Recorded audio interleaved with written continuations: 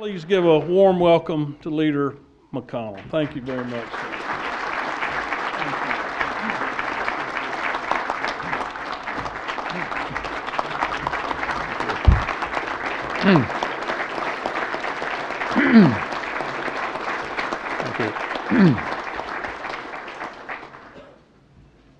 Well, first I want you to know, Mark, I didn't oversleep this morning.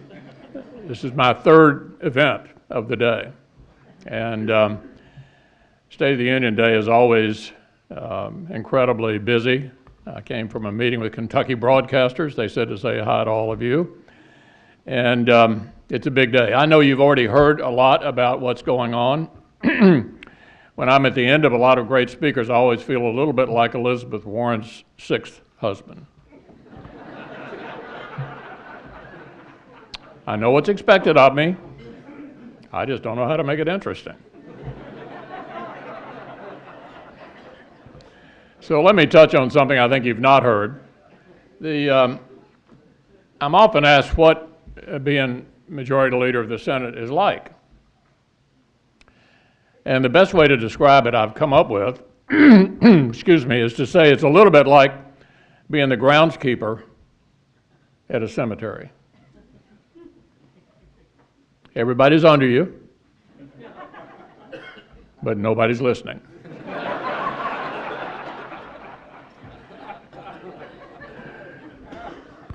The principal advantage to being the majority leader is a little bit like being the offensive coordinator on a football team. You get to call the plays. Now, every play doesn't work out. Many passes are incomplete, but at least you get to set the direction. And for the last 3 years, I'm going into my third year, I've been the offensive coordinator after a number of years of playing defense. Occasionally, the ability to determine what we do becomes quite significant. What we do or what we don't do. So I would take you back a year, almost exactly, when we discovered Justice Scalia had passed away. We were in the middle of a hotly contested presidential election year. We had just gone into a one-week recess, and I decided it was time to decide what we weren't going to do.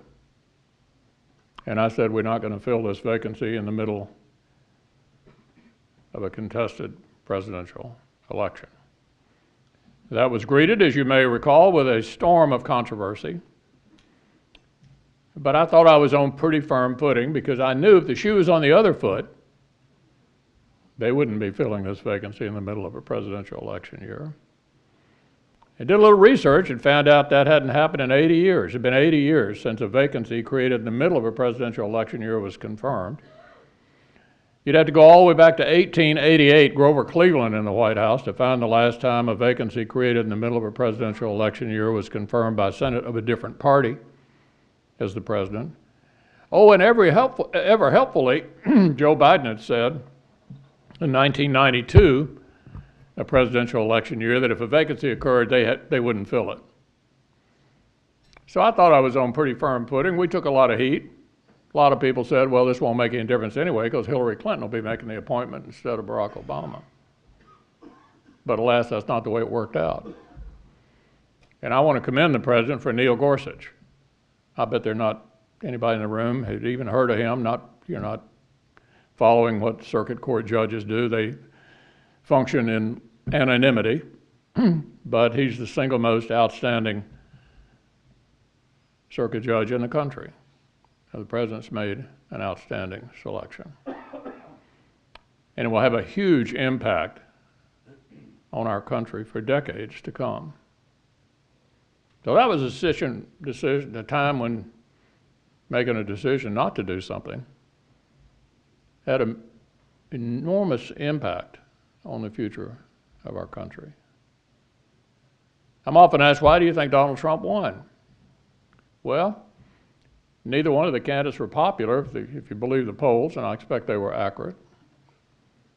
Why did the American people in the end decide Donald Trump over Hillary Clinton? I don't think it's all that complicated.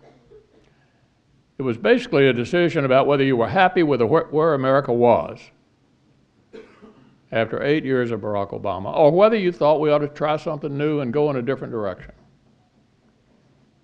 Were you happy with the status quo, or did you think we ought to go in a new direction?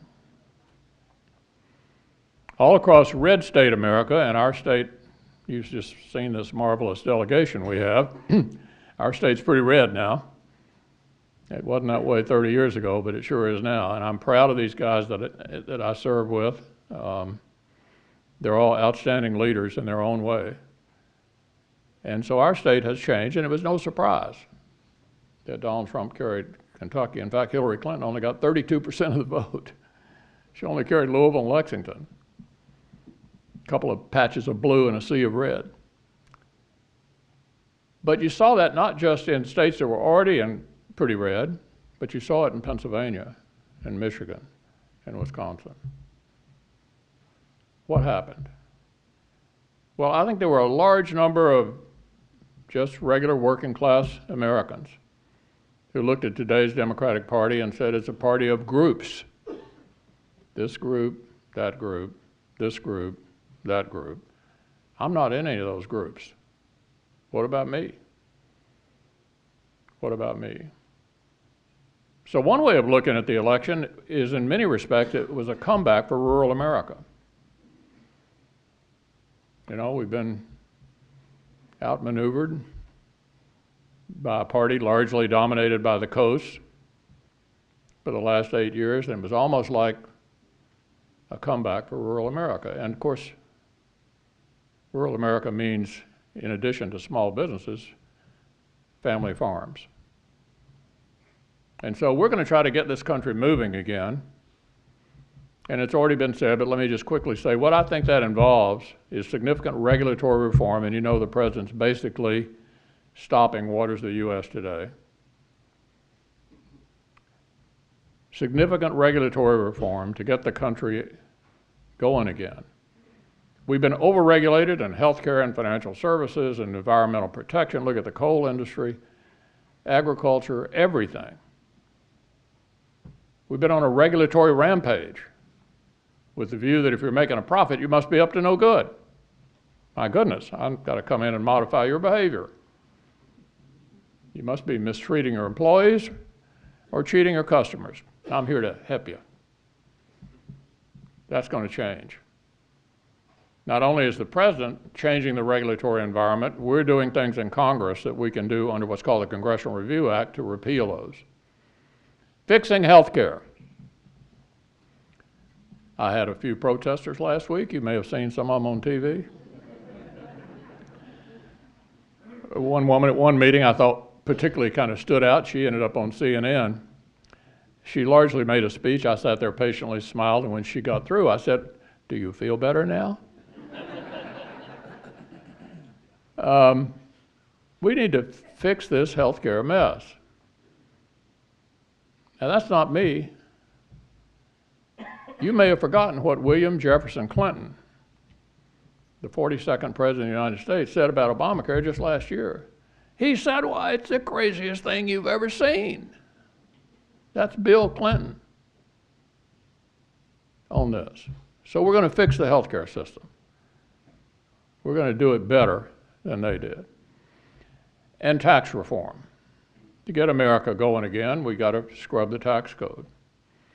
And I hope a big part of that will be further relief on the estate tax.